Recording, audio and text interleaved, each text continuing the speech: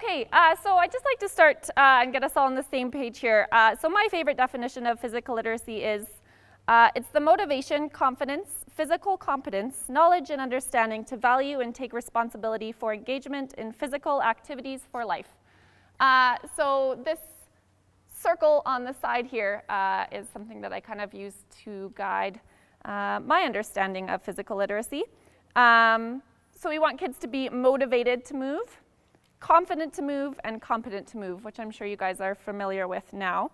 So I'm focusing on these three components in the context of outdoor free play today.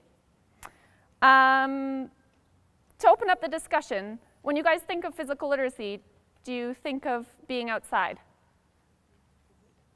Some people do, some people don't. Not really. When I sometimes think of physical literacy, I think of an indoor gym. Sometimes, right? I'm hoping to kind of shatter that today. So I'd like to draw your attention to this here. Access to active play in nature and outdoors with its risks is essential for healthy child development. We recommend increasing children's opportunities for self-directed play outdoors in all settings, at home, at school, in childcare, the community, and nature. So this was the 2015 participation position statement on active outdoor play. I'm sure you guys are all familiar with that. Canada always does awfully, right? I think it was a D-. This is huge. I've been working with youth and children in a recreational setting for a while, and no one's ever really told me just to take the kids outside and let them play and explore. Has anyone told that to you guys? Is that something that comes up very often? Sometimes? Yeah? In my experience, it hadn't. And I think it's important to connect those dots. I think it's also important, there's a lot of over-structuring, I believe, of our kiddos these days. And also kind of a culture of indoors and the convenience and comfort that that brings. And I think oftentimes that as adults, we're passing that down to kids without really much thought. I hear a lot of like, oh, if you go outside in the cold, you'll catch a cold. But is that really true, right? If we're bundled up and we're happy, I don't think so, right? I think it's important to kind of challenge these ideas and consider kind of short-term versus long-term risks, right? What is the risk of our kids not being outside? I think that's far greater than chilly toes maybe one day, right? Awesome. Okay, so let's define a fundamental movement skill. They're foundational movements or precursor patterns to the more specialized and complex skills used in play, games, and sports. Are we all on the same page there? We've been talking about them a bit today. Okay, so I'd like to start by zeroing in on competence to move in physical literacy. So I'd like you to turn to your partner, maybe 2 or 3 of people sitting around you, and brainstorm some fundamental movement skills that could be used during an afternoon playing outside. Go wild. You could be in a forest. You could be on the beach. You could be on a skating rink. It could be summer. It could be winter. It could be fall. There's a little space for you on your handout to write down some ideas. If you'd like to jot them down, that would be awesome. So if you could take about 5 minutes to chat with your partner or a group. How are we doing? Couple more minutes? 1 more minute? Okay. Oh, just got quiet. We're all good? Brainstormed? Okay, wonderful. Okay, so these were just some that I came up with in about 20 seconds. It's all I could fit on my page. I think you could fill journals and journals of different skills used in nature. So navigating uneven terrain as we walk through the forest. While we're walking on roots, we might be walking on snow or a little bit of ice or walking through mud. The possibilities are endless. We might be squatting down to investigate a fresh set of footprints in the snow and deciding what animal they might belong to. We might be climbing up a steep hill to see what's at the top. We might be balancing on some unsubmerged rocks to hop through a stream. We could be throwing to learn to skip pebbles on the lake. We might be jumping into a pile of leaves in the fall. Or we might be rolling down the hill and using our coordination to make sure we don't bump into anyone else. We might be sliding across a frozen lake during the wintertime. or throwing snowballs at each other, or we might be stretching up to reach a tree on a leaf, or a leaf on a tree rather. So these are just as many as I could fit on this slide, but I think there's thousands. Did any of you guys come up with some that you would like to share? Swimming too, right? Yeah, totally. Swimming in the lakes. Yeah. Digging and scooping in the sand. Yeah, building sandcastles, totally that fine motor coordination. Anything else? Dodging trees as you're running. Yeah, big time. Playing a game of capture the flag in the forest, right? Don't want to hit into any trees. That's an awesome one. Thanks. Anyone else? Hanging on tree branches. Hanging on tree branches, for sure. Yeah, awesome. I think the coolest thing about this is that you don't need a lesson plan and you don't need equipment, right? That's huge. I have the best job in the world, and I was hanging out with my boss's daughter, who lives on site with us for an afternoon, and I almost wanted to film it. I just learned I was coming to speak at this, and so physical literacy was in my mind, and yeah, it was really cool. We were just hanging out together outside for the afternoon, and this was in the winter time. We have a beautiful lake that was frozen, and we shovel it off to create an ice rink, and so there's a big pile of snow surrounding it. So we started by running up to it. She's so excited. We got there. She was bouncing along the outside of the ice rink for about 10 minutes to get around the whole thing. Then we hopped off, and we were sliding around, pretending to be airplanes for a while. We were making snow angels. We were jumping off the side, slipping around and falling, getting back up. It was lots of fun, but I was on my brain, and I just realized how many fundamental movement skills we were using. And there was no direction. I didn't have an agenda in mind of what we were going to do. She was just leading me and using her imagination and curiosity and excitement through all these skills, which I think is really cool. I think oftentimes when we think physical literacy and we think fundamental movement skills, we think equipment, right? We think pylons, we think, oh, we're going to have a ball to throw. But it's pretty cool that we can just head outside without even much of a plan, let our curiosity and imagination guide us, and before we know it, we're using a ton of these skills. We also run a nature kindergarten program on site, which is pretty cool. So they come out to us Tuesdays, Thursdays, and every second Friday throughout the entire year. And it doesn't matter, rain, shine, cold, warm, snow, sleet, you name it. These kids come ready for the weather, they bundle up, and they spend the whole day playing outside. And I think this is undervalued, but they're learning so many wonderful skills and having a great time. It doesn't get old, right? It's always fun. They're always up to something different, and they're wonderful teachers. It's a really cool program, and it reminds me how you don't necessarily have to have a lesson plan going in a day to gather a wealth of skills and knowledge at the end of it. Any comments or questions? Cool. So nature comes pre-designed with obstacles ideal for honing an incredible number of fundamental movement skills. And it allows the opportunity for them to move through different environments: snow, ice, water, ground, air. There's no setup required. And kids with access to unsupervised outdoor play have better developed motor skills, social behavior, independence, and conflict resolution skills. It's cool too, because the challenge is adaptable to the child's ability, right? So this little girl I was playing with, her name's Ruby. She has a younger brother named Luke, and he's about 18 months old. And for him, a fallen tree in the forest, that's an afternoon's work, right?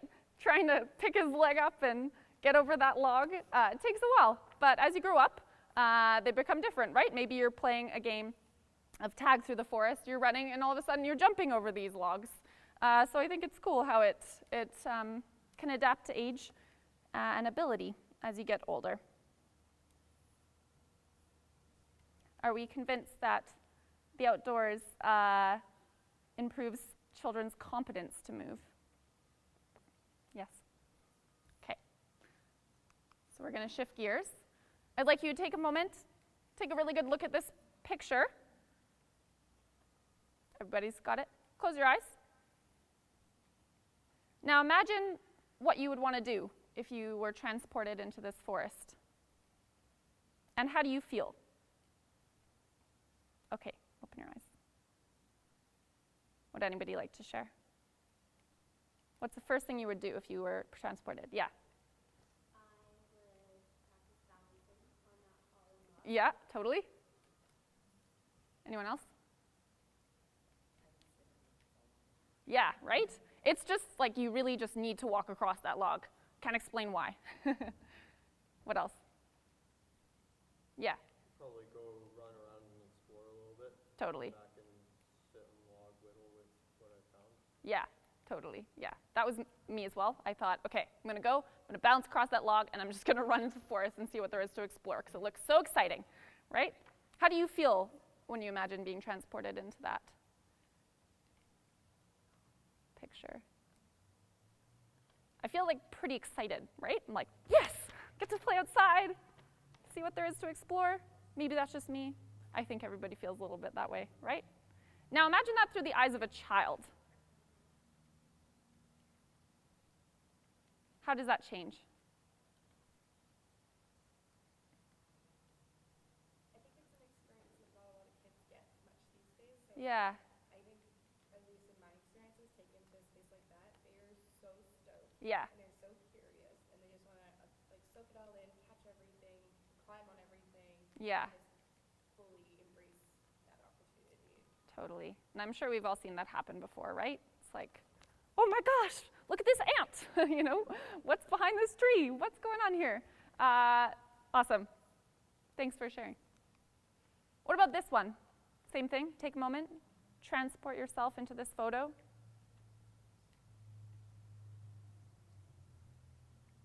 What do you want to do? What's the first thing you're doing? Yeah, Run as close to the water as possible. totally. Run, right?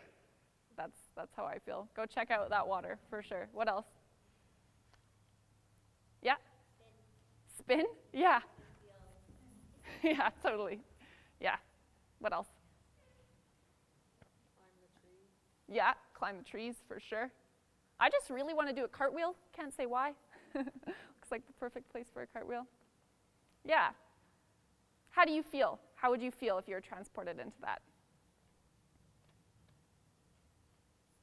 I imagine feeling pretty energetic.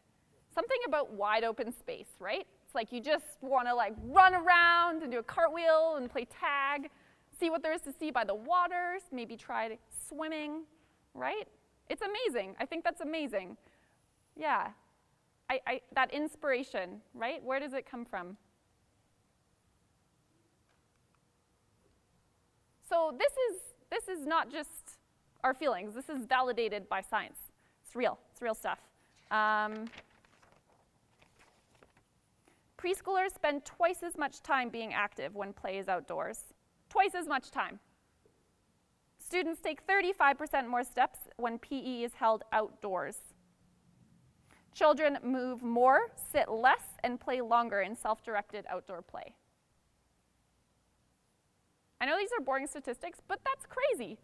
Twice as much time playing, that's why we're all here, right? We're excited, we want to get kids moving and active and healthy and energetic, and all it takes sometimes is going outside. I think that's incredible. I'm really excited about it.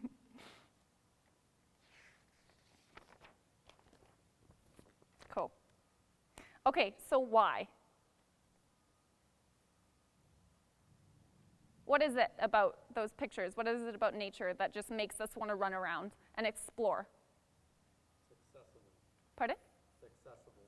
It's accessible? Can you talk more about that? You don't need to go through the gym bag to grab some equipment. You can just go do it. Totally. You know, it's easily located. You don't need to drive to said open space. You're Yeah. there already. Yeah, for sure. Yeah, why else? Why do we just get so excited to move when we're outside? What is it about it? No rules. Yeah, yeah, no rules. No boundaries. You're free, for sure. What else? We're wired for it. Yeah, Like our brains are actually made to be outside. yeah, totally. What else?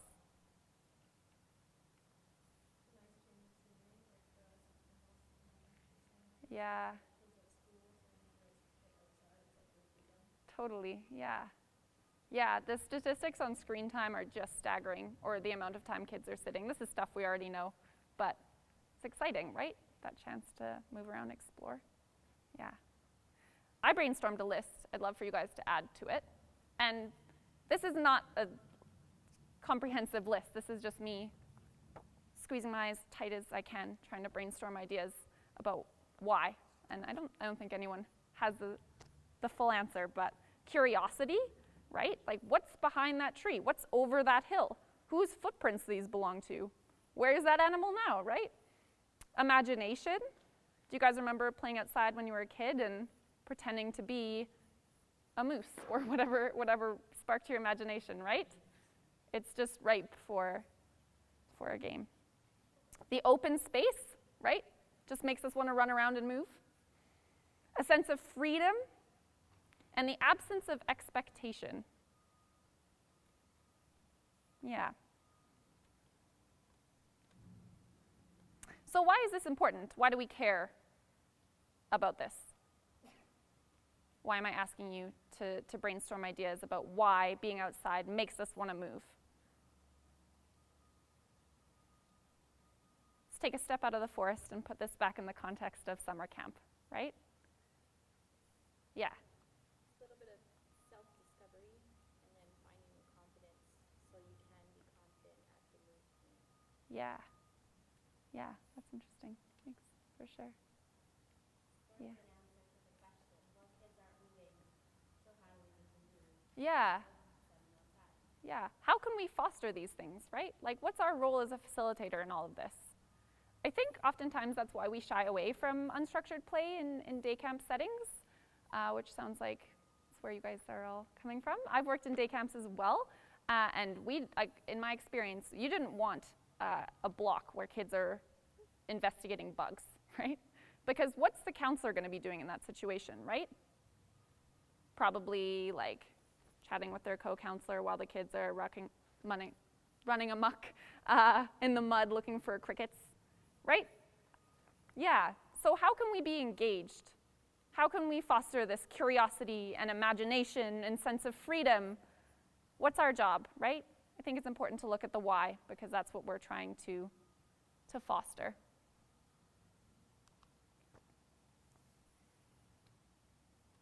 So, I think our two biggest tools, as I'm sure you would all agree, involvement and enthusiasm, right?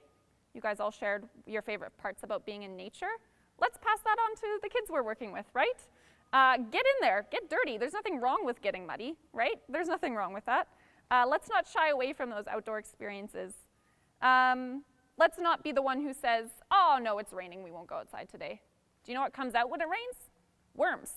That's awesome. Let's go check them out, right? Let's go see how rain transforms our environment around us and the new things we can check out, right? What else can we do? Involvement and enthusiasm. Hey guys, let's go figure out what's beyond that hill. What do you guys think might be there? Let's go, right? Yeah. Any other examples you guys can think of? Kids have this natural sense of wonder, right? How can we foster that? Yeah. Maybe having a little bit of knowledge as well, just to teach them something new and having Yeah. a little bit of information, a little bit of ownership. Yeah. Discovery. Yeah. Totally. It's the springtime. Have you guys seen the buds on the trees? Right? Let's go check them out. What's going to happen, right? What happens during the spring, right? There's so many cool teachable moments there. For sure. So I like the word zest. I'm going to read you the definition because I think it's really cool. Living life with a sense of excitement, anticipation, and energy. Approaching life as an adventure, such that one has motivation in challenging situations or tasks. Zest is a concept of courage and involves acquiring the motivation to complete challenging situations and tasks. Those who have zest exude enthusiasm, excitement, and energy while approaching tasks in life. Hence, the concept of zest involves performing tasks wholeheartedly whilst also being adventurous, vivacious, and energetic. Doesn't that sound fun, right? I think that's the best thing we can do as outdoor leaders, right? Let's get excited. Let's savor those moments where we climb up a steep hill together. Everybody did it. Let's cultivate that optimism. Understand the difference between risk and danger. What is the difference between risk and danger? Let's start by talking about some of the risks as we're outdoors. Getting bit by a bug. Getting bit by a bug. Rolling your ankle. Rolling your ankle for sure. Yeah, roots on the ground. Yeah. Tripping and falling, huge. Weather related, so hypothermia Yeah, or hyperthermia. totally. Yeah, in those cold winter days, absolutely. Sunburn. Yeah, sunburn, huge. Yeah, don't we know it?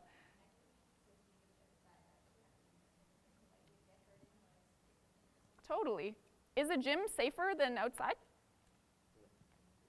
I would argue probably yes. Think about how many tripping hazards are outside, right? We have bug bites, we have scrapes and falls, and does that happen when we're playing outside? Do we scrape our knees? We sure do, right? But is that a reason why we shouldn't go outside? No. No. We know the risks, and we want to make sure that our kids are safe, but at the same time, I think considering long-term versus short-term outcomes, right? Are they more likely to scrape their knee when they're running through the forest than being in the gym? Absolutely. But what is the danger of our kids not being outside very much? Huge. There's a huge amount of long-term risk associated with that. And there's statistics to prove it. We have Band-Aids. They'll be okay. Obviously, we want to make sure our kids are safe, but we know the risks, and we want to mitigate them the best we can, but let's recognize the difference between risk and danger. What would be an example of danger? Bears. Sure, yeah, for sure. Lightning. Yeah, lightning, yeah. Extreme weather. Extreme weather, tornadoes, hail, right? And in those situations, we would be irresponsible to put kids in danger, right? But not to expose them to risk. Do you think a world without risk is more dangerous? Yeah. Yeah, right? It's that resilience piece, right? Risk also fosters problem solving and higher level cognitive thinking skills Yeah, that you don't get anywhere else. totally. I would argue it's a bit of an epidemic these days, right? Yeah.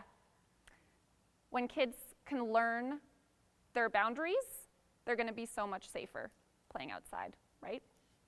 And if they're not exposed to those sort of things and they're just heading in without much experience, it could be a tricky situation, for sure. The last support I'd like to touch on for our role as facilitator is malleable versus fixed abilities. So a lot of kids think that like, oh, I don't like the outdoors, or like, I'm not good at basketball. What do we say to those kids? What would be the best thing to say? Then let's learn. Yeah, let's learn, right? No one's born great at basketball. We have to work hard to get there, right? And it's the same thing with the outdoors, right? You might not like it, and that's okay, but as we're outside and we get used to it, and we realize that it's lots of fun, we'll get there, right? So changing those viewpoints from, I don't like the outdoors, or I'm not good at basketball, I'm not good at running, I don't know how to do a cartwheel. Well, that's okay. Everybody has to learn. And then your abilities aren't fixed, right? We are all learning and growing, even adults. Whoops. Just been cycling through these slides. Perfect. Okay, so we're motivated to move in nature, right? Yeah? You all with me? Okay. Confidence. So you're free to be yourself in nature. When we walk into a new environment, there's seen and there's unseen components, right? And kids pick up on both of those, and they're going to decide how they're going to show up in that environment based on those factors, right? So, for example, when I was growing up, when I walked into gym class and there was fluorescent lighting in a gym with a bunch of people who are really competitive, my response to that, how I showed up, was disengaged, right? It's those seen and unseen factors. I felt self-conscious. I'm not very good at competitive sports, so I just checked out, right? It's pretty powerful stuff. Do I fit in here? Am I accepted here? Nature is pretty cool. I think it's the cleanest slate we get, right? Everybody fits into nature. Kind of gives the kids the freedom to be themselves, and how could we have a better measure of confidence, right? To me, that's a good definition, right? You're free to be yourself. It's pretty cool. It's pretty powerful. And I think to tie that back to our job as a facilitator, we need to be careful as well of how we're presenting what we're doing. The language you're using and the attitude you have can have a huge impact on kids, how kids show up, right? Something to ponder. There's no medals, awards, standings, or measurables for parents or teachers to look at when kids are just exploring nature, right? Of course there's values in these things, but I think it's nice to have a break. It's back to that piece, like there's no expectations, right? There's no successes or failures in adventure. I think the magic is in the process. There's no outcomes, right, that the kids know about. It's not like after today, you're gonna be really good at running through trees fast, like that's, right? They just show up, they have fun, and the magic is in the process. I'd like you guys just to take a moment to think of an experience, reflect on an experience of an environment where you didn't feel like you could, you had a negative place of how you showed up in that environment because of the seen and unseen factors there, right? So maybe it's really competitive, or maybe it's not competitive enough, or maybe there's no one there that looks like you. Take a minute to reflect. And now think of an environment where you did show up your best self. You're confident, you're free just to be yourself. What were some of the unseen and seen factors in that environment?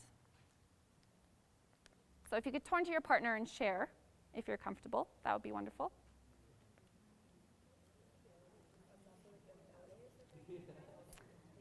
Okay, let's bring it back. Thanks, everyone.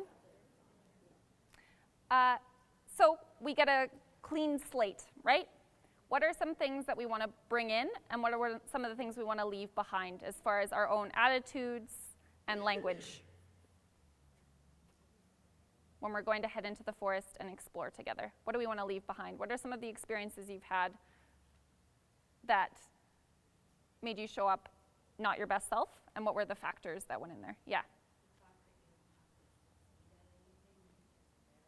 Yeah, so the pressure of like needing to do well. Yeah, someone standing there with a clipboard. Yeah.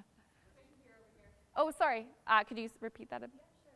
Just the fact that you don't have to succeed at anything, you're just there.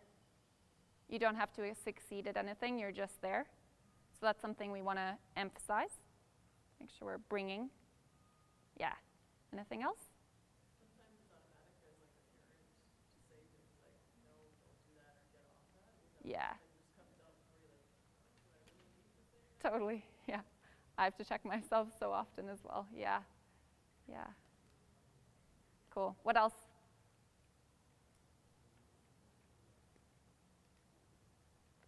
Yeah. I think about making that area successful is like bringing in the values of your group or whoever you're with, like the kindness and caring and exploration, creativity, and just bringing that values in with you.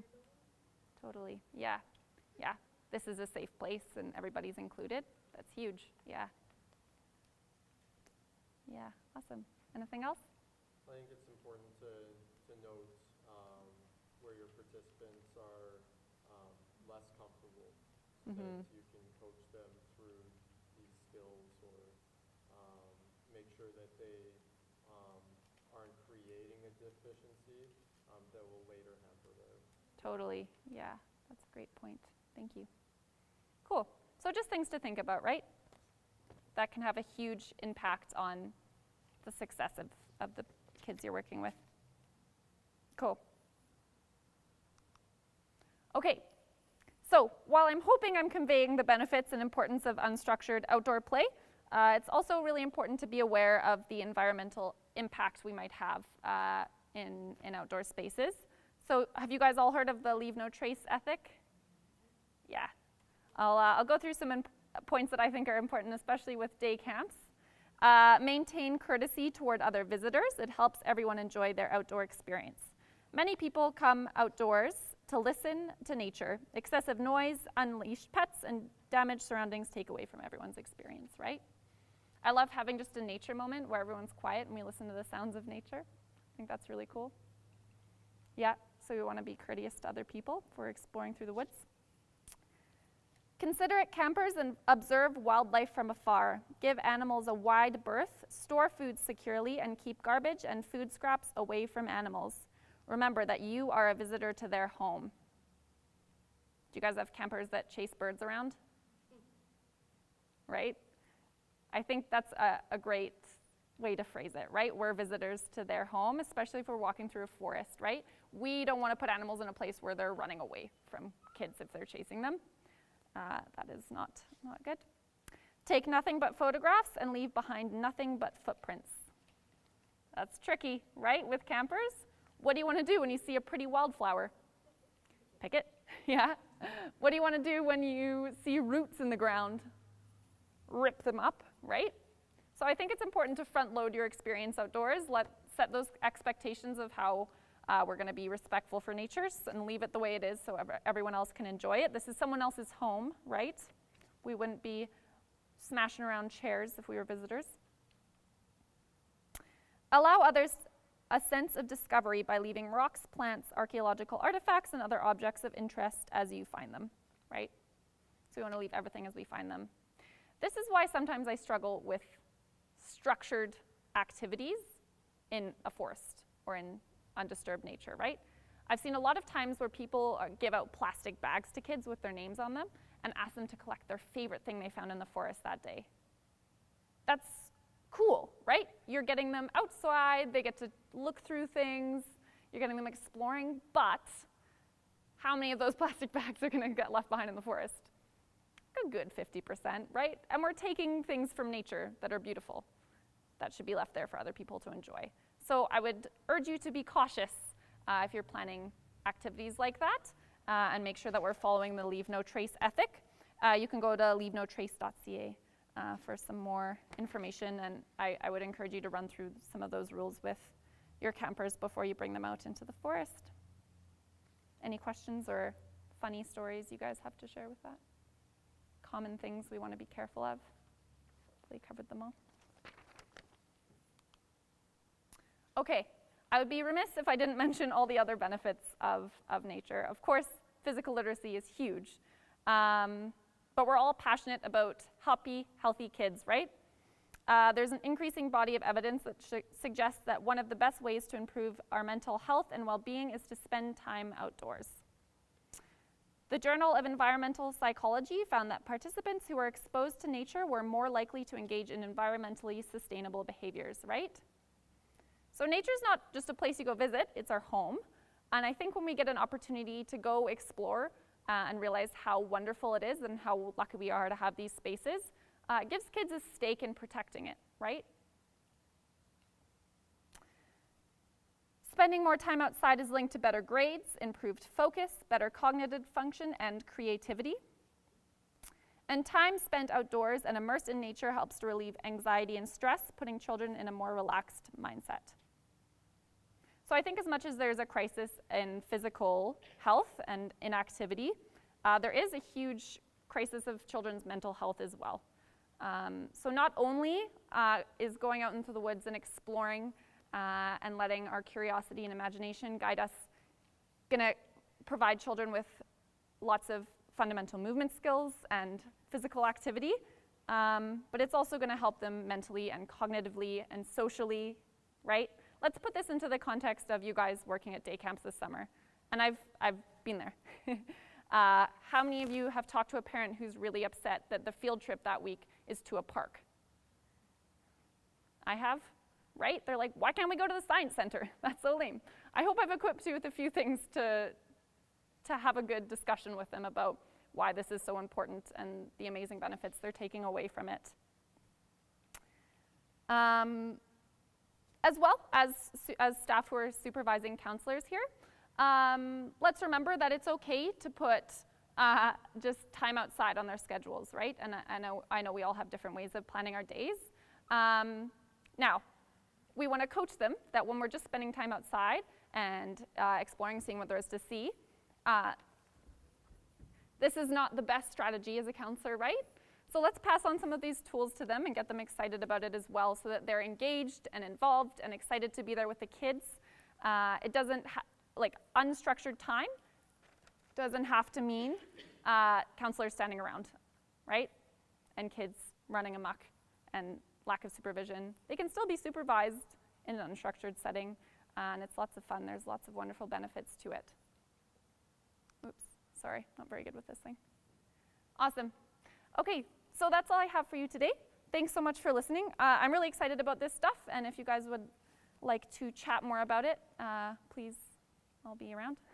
Please come chat. I know there's lots of interesting topics for discussion and thought-provoking ideas and stuff. I love talking about it all. So if you would like to, come say hello. Thanks.